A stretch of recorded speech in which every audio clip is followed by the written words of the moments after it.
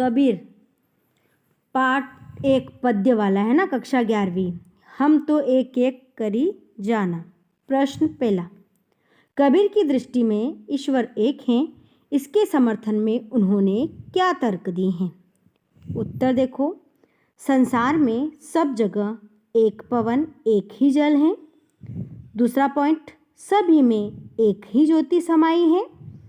तीसरा, एक ही मिट्टी से सभी बर्तन बने हैं।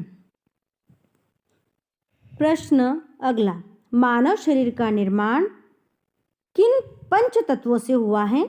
उत्तर देखो, मानव शरीर का निर्माण निम्न 5 तत्वों से हुआ है।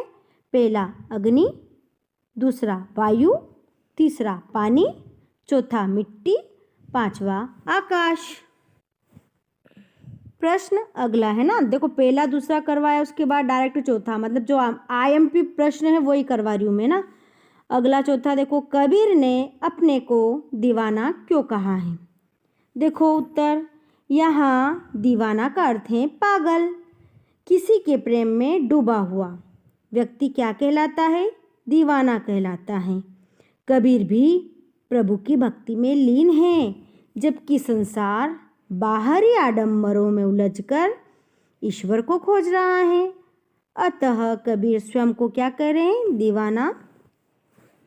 प्रश्न पांचवा, कबीर ने ऐसा क्यों कहा है कि संसार बोरा गया है?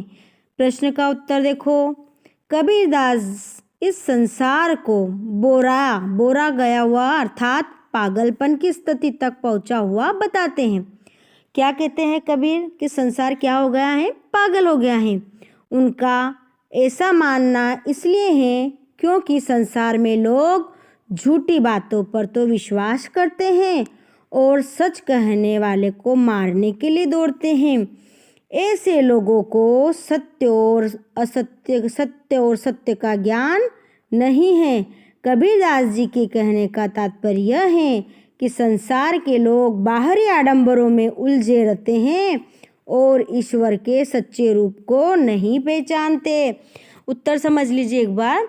देखो, कबीर ने ऐसा क्यों कहा है कि संसार क्या हो गया है? बोरा गया है। बोरा मतलब पागल हो गया है, क्योंकि कबीरदास जी संसार को बोराया हुआ अर्थात पागलपन की स्थिति तक पहुंचा हुआ बताते हैं। उनका ऐसा मानना है, और वो भी इसलिए है कि जो लोग होते हैं वो झूठी बातों पर विश्वास करते हैं और सच कहते हैं, जो भी सच कहता है उसे मारने के लिए दौड़ते हैं। ऐसे लोगों को सत्य और सत्य का ज्ञान नहीं है। इसलिए कबीरदास जी के कहने का तात्पर्य यह है कि जो संसार के जो लोग रहते हैं वो दिखावा बाहरी आडंबरों में उलझे रहते हैं और ईश्वर के सच्चे स्वरूप को नहीं पहचानते। धन्यवाद। सभी लाइक जरूर करें और सब्सक्राइब भी करें।